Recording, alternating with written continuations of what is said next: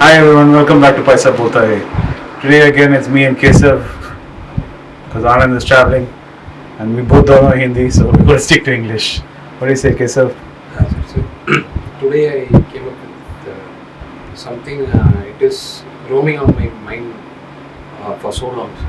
You've been thinking about it? Yeah, sir. Why it is always the thing that America decides we should follow, sir. What I'm asking is, whatever we do, like currency, import and export, our currency value, it all depends on what America says. Why is it so?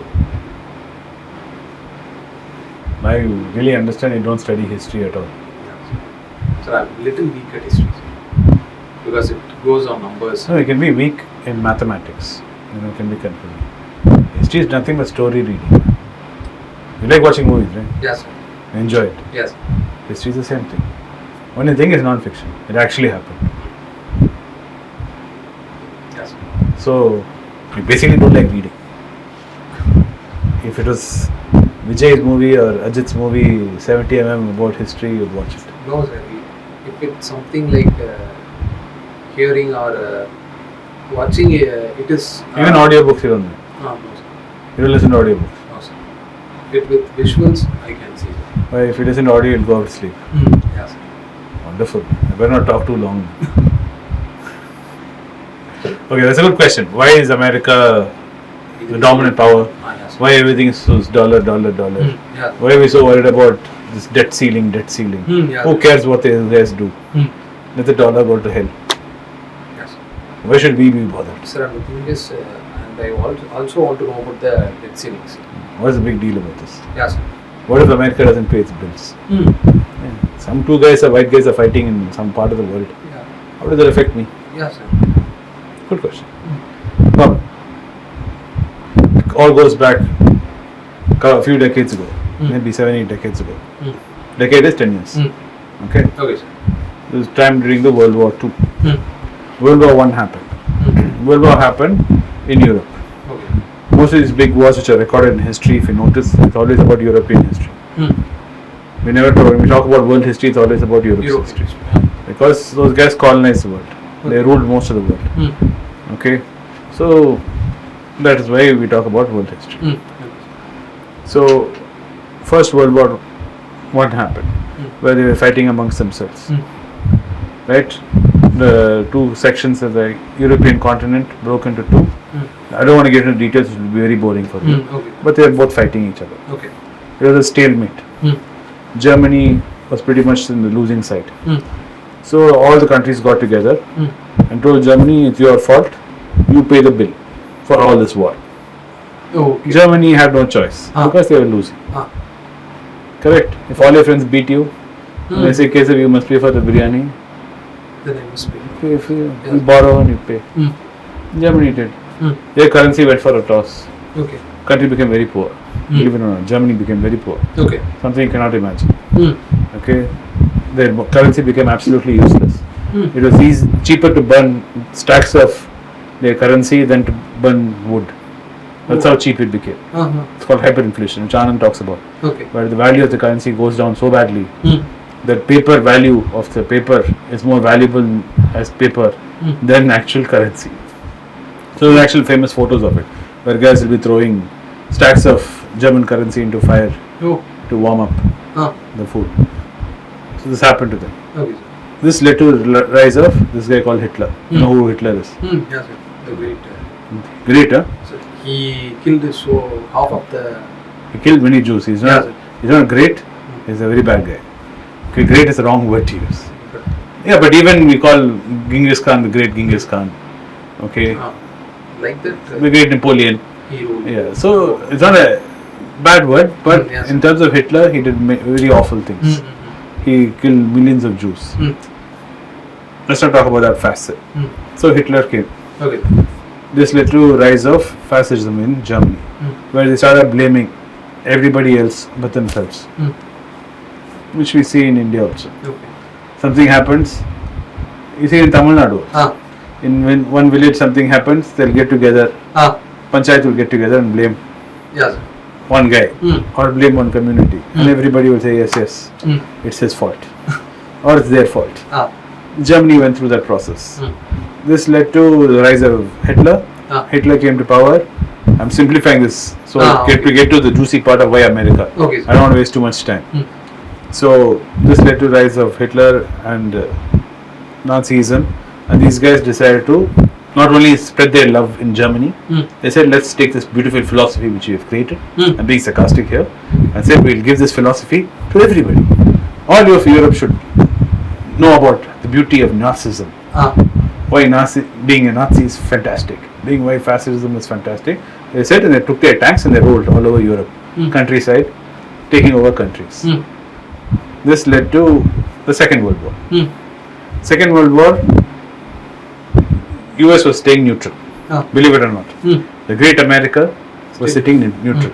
Because the Americans, like how we are right now, we're sitting on the Ukraine war, majority of the Americans didn't want not participate in this war. They said it is happening very far away. Like how we're talking about the debt ceiling. Somewhere it's happening, man. Yeah. It's not affecting us. We'll help through whatever networks we can help. We'll give them money. We'll give them some planes, ships, whatever they need. We'll do it. But we don't want to be in this war. Nothing to do with us. Hitler didn't do anything to us. Hitler and Japan were friends for this. During this war, they were allies. Okay, they call themselves the Axis. Japan went and bombed US in Hawaii, the famous Pearl Harbor. You've seen the movie Pearl Harbor. You haven't seen it? No, sir. Very good. Go watch it. Okay? It's an interesting movie. Go watch Pearl Harbor. So, Japan went in, dumped some bombs on America and Hawaii, sunk the Pacific Fleet. Was in the bottom of the ocean. This led to America joining the war. America right away sent its troops to Europe. Joined US, UK. Said UK, me and you are friends. We'll destroy Hitler. They all came. So this went on for 3-4 years, and finally Hitler was defeated.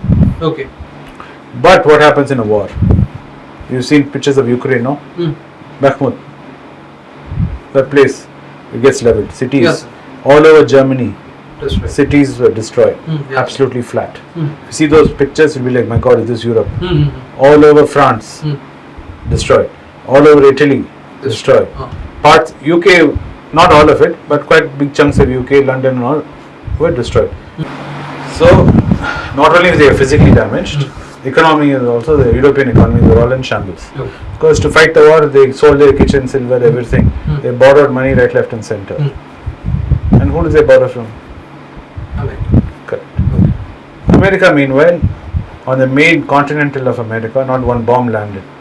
Not one plane came. Not one ship landed. So America was not affected by the war. All the factories are intact. All the workers are intact. Life in America is pretty dandy. Pretty good. So all these GIs return back. There's a booming economy. The world doesn't have factories. Europeans need clothes. European needs toys. European needs everything. There are no factories. There's no China this time. Forget China, okay? So the world factory was America. America was like what China is today. They were the world factories. Everyone had to borrow the American dollar and borrow that American dollar and give it back to America to get American products. Okay, and all the smart people, scientists and everybody like Einstein and everybody ran away to US. They all left Europe. So there's a brain drain on Europe. All the smart scientists and engineers and anybody who's worth a salt who are not fighting. Most times the intellectuals don't fight. If you notice, in college fights, if you see, the guys who are the brainy guys, no? They don't fight. They don't fight. They immediately pack up and catch the bus and be back home. Yes. There's people like you who are useless, like you and me, who have no brains, will be sitting and throwing stones and fighting, abusing each other. But the smart guys, leave. They'll be off campus. They'll know from a distance itself. Fight is happening today in college campus. Danger. Yes, danger. Next bus they're off. Idiots like you and me will be sitting there and fighting. So this is what happened in Europe. All these smart guys left to US. So US had the factories. It had all the intellectual guys. Okay, and it had all the money. That's how they become. Yeah. Okay, so everybody else in Europe was in shambles, and this was way back when everybody's money was tied to gold. Meaning, if you wanted to print more case of currency, you have to have so much of gold. Okay. If you didn't have gold, you cannot print currency. Okay. So in Europe, what happens in a war? Everybody steals from everybody. Everybody's banks are all being raided. So nobody knows where the gold is. The Nazis came first, they grabbed everybody's gold and took it back to Germany. And when these guys were coming to catch the Nazis, they went and hid the gold everywhere. That's why there's lots of documentaries you'll see. Nazis' hidden treasure. $100 billion worth of gold is missing. They'll show these dramatic footage. We don't know. No one really knows how much gold there was, how much was stolen, okay, and how much the Nazis hid. Nobody knows. So you can put your own numbers on this. They just assume. Depending on how you feel like selling your documentary. Okay. So this all happened to Europe. While America, they Fort Knox, nobody had touched their gold. If anything, their gold supplies were increasing because people are borrowing. If you want to borrow back then, you don't give currency. You pass on your gold. I'll give you, like how we go, small poor guys go no to one state shop. Keep your gold chain, take, and tell the state I'll pay. The state will hold on to the gold. Same thing is true for countries. You take I lift your gold and you go dump it there and he'll say, okay, I'll keep it. Now you take money, take goods, whatever you want from the shop. How many other tanks you want to take and go. Okay, I'm simplifying this down so you understand. So this happened for the US. So US at the end of World War II was in a very strong position. And all negotiations, they were the king. Okay, now you don't say king because they were a democracy. Okay. People who practice democracy do not say that. Higher authority. Yes, they were the leaders. Okay, leaders. Okay. Okay. The big judge, the big chief. They'll democratize. They'll say, okay, sir, you have some voice. You have some voice, but last voice is my voice. You guys will all give voice. You can all talk. France, you talk. England, you talk. All of you talk. Russia became bad boy because Russia is communist. Till then, the war was going on. Russia and the US were friends. Believe it or not, they fought together. The Russian soldiers and the American soldiers fought together against the Germans. But as soon as the war was over, immediately they became like, hey. It happens in college fights also. You'll see. Still, the thing I know is Russia and America are the great enemies. They weren't. Okay. They became. Okay. I only get to know this. Okay, but if you study world history, everybody was enemy of everybody some point of time. Okay, it's like watching little children in LKG. Okay, 2 minutes they'll be friends, 2 minutes they'll be enemies, then they'll be crying saying he hit me, and then 2 minutes they'll be hugging each other. No teacher, we like each other, we're friends, we have been friends all life. Like that. If you take world history and you compress world history into just 5 minutes, that's how it'll all look. 5 minutes they'll be friends, 2 minutes they're fighting, then you will be like wondering why they're fighting so much. Just two minutes back they were friends. Why? What happened? In a human lifetime, we can't understand. Looks like it's happening, but if you really compress it into history to a small fraction of time, this looks really stupid. But anyway, getting back to the story, how America became on top. So this happened. America was the kingpin. So it set up the United Nations. It set up the World Economic, all the forums, the World Bank, the IMF, everything. US was in charge of all this. And US will decide which country should get money, which country should not get money. Okay. If you are pro-democracy and you want to promote democracy, you're a good boy. You get money. Okay. If you say, no, I'm a communist, I'm a fascist, I'm a dictator, you're a bad boy. That means no money for you. Okay. No toys for you. Okay? When you become America's enemy, whose friend you become? You become Russia's friend. Russia's like, hey, he won't give you toys. No, you come to me, brother. I'll give you toys. Funnily enough, during independence, India and US were friends. Okay? Right about the independence time. Then our independence happened and America and India did not look like they were going to be friends. So America became Pakistan's friend. Because you became Pakistan's friend, India immediately, Indira Gandhi went and became Soviet Union friends. Russia's friend. And America put a blockade on India. This is a very famous story in the 1970s where American warships came into the Indian Ocean. So next flight Indira Gandhi caught and she went to Russia. And Russia said, don't worry, we'll send nuclear weapons if required and we'll protect you. Immediately the warships went. Okay, so this power play you'll see happening throughout history. So there's always a counterbalance happening. Okay, like you see in college rival gangs. Yeah, sir. Okay, that rival gang war between Russia and US has been going on since World War II. This is how US became number one. So everyone needed US's help. US had all the latest technology, was doing all the discoveries. All the intellectual people. Yeah. So everyone needed to go to US to get. But now that has changed. Because what's happened, country like Japan, which was completely flattened by the US, their engineers all went to US like slaves. They went there to US factories, they sat and they learnt from the US guys how to make car, how to make electronics, everything. They came back, believe it or not, first when Japanese products were made, no one would buy Japanese products because they're like Chinese products. It'd be like, way back you'll say Chinese product waste. Yeah, sir. True. Japanese products used to be like that in 1970s. Everyone was like, nobody buys Japanese things, man. It's the worst. But they improved. Like now everyone's using cell phones from China, TVs from China, everything from China. Now China products aren't bad. Same way Japanese products also, they learnt from the Americans and became better than the Americans. Okay. The Japanese could not wage a war, physical war on the US.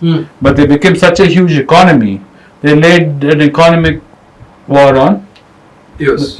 Not a war, but became so big. But that's why US got scared and always kept a hold on Japan. They tried to do the same thing with China. When the Chinese economy opened, the president went there, Kissinger went there, they became Nixon, they signed pact and they became friends. World, you are the factory to the world, we'll send everything to China. The US thought, okay, we'll have a hold on China like this, through economy. China said, I don't want to be held by you, man. What is putting constantly hand on my shoulder and hugging me like this? China said like this. That's the problem now. Okay.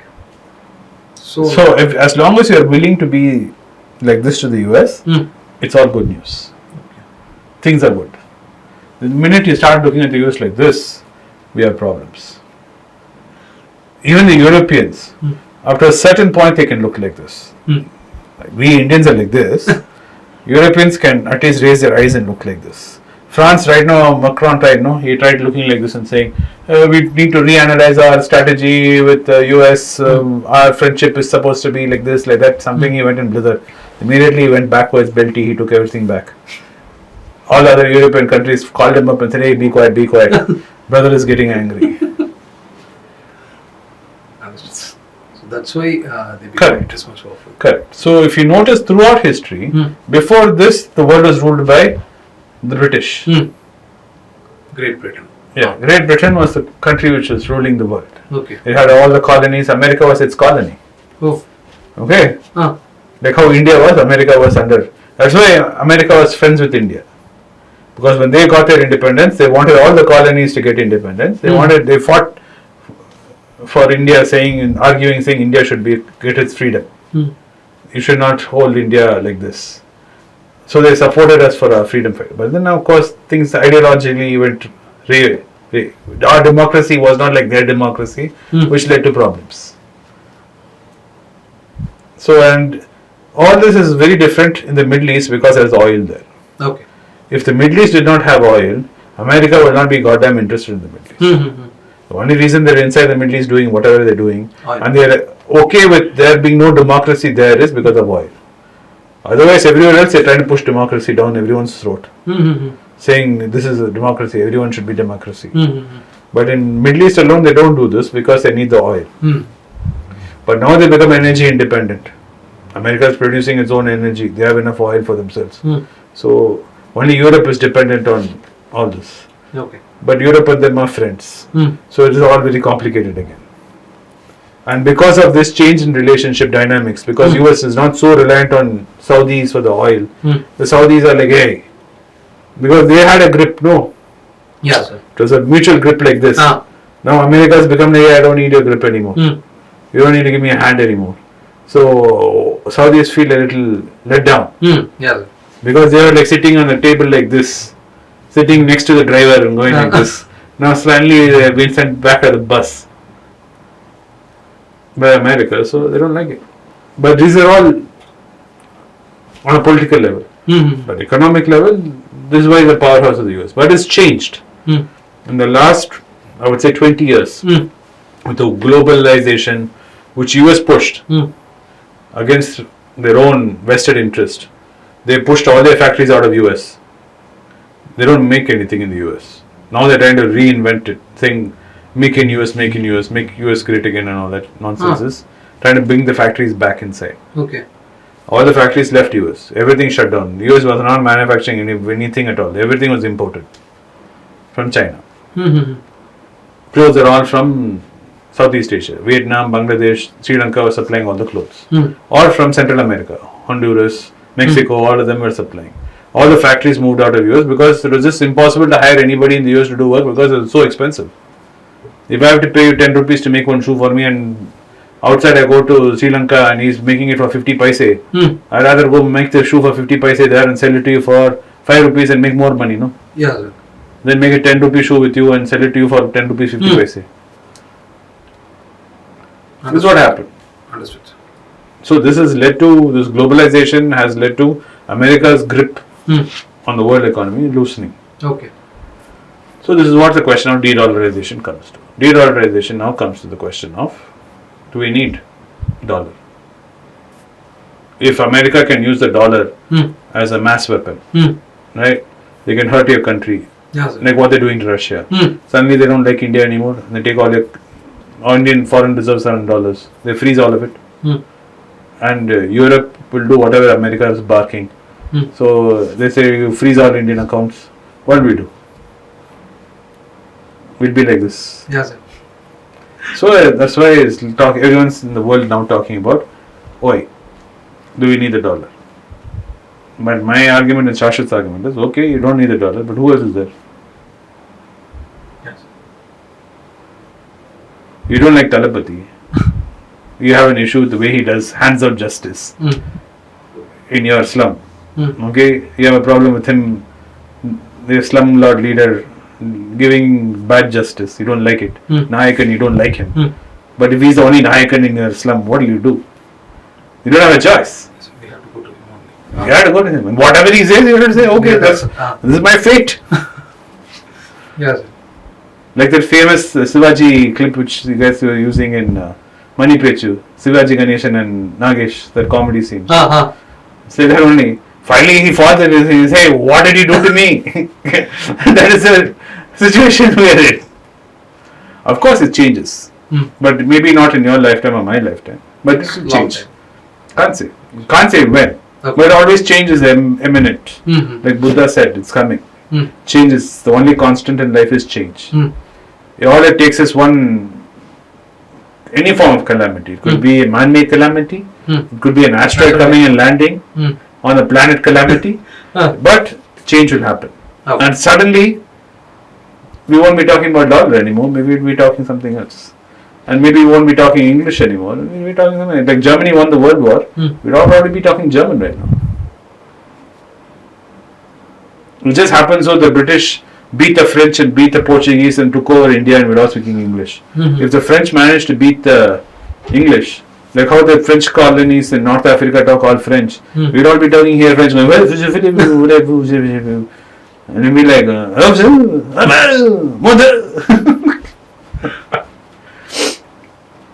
English won't be our predominant language. English is the predominant language because it was ruled by the British, the majority of the world. Now I understand, sir, why America become this much. But it can change. Everything changes, case. Yes. Like markets. But Anand famously says, no, that quote, how long can you remain solvent? Markets can remain irrational, meaning markets can be going towards one side longer than you can have money for loose in your pocket. You keep on betting on the market, but finally you will run out of money. Or finally a famous runway you will run out of. Let's say you're hedging against and you still have money and you're hedging. Suddenly one day your time runs out. You hold your heart and you collapse. And the day after you collapse, then the market corrects. You will like, hey! Wherever you are sitting in whichever part of religion you believe in, heaven or hell or wherever you think you are, you will be like, hey! Couldn't it happen one day earlier? Yes. I waited 80 years, man. It's been in many stories of many investors. Okay. Now I I've told you this in a very simple form. Yes. But if you're really interested in this and it really sparks interest, I suggest you read. Okay. Lots of nice books are there. Read them. And like Buddha said, just don't read a book and believe it. Buddha said this about his own philosophy. He said, don't listen to my lessons and believe it.